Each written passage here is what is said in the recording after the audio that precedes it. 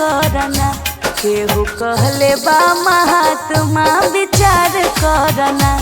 केहू कहले बा महात्मा विचार करना।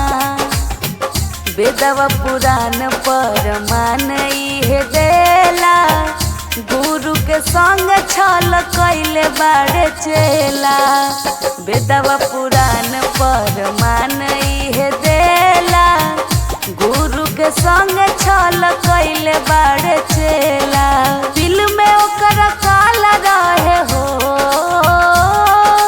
दिल में ओकर काला रहे जर गइले भस्मा विचार करना।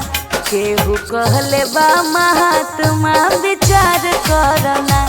केहू कहले बा महात्मा विचार करना। अपना कलमिया से भाग सब कर लिखेले। बैठल बैठल सब लीला तोहर देखेले। अपना कलमिया से भाग तोहर लिखेले।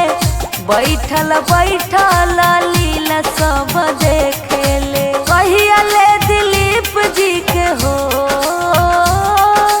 कहिया ले दिलीप जी के देव तू चकमा विचार करना। केहू कहले बा महात्मा विचार करना।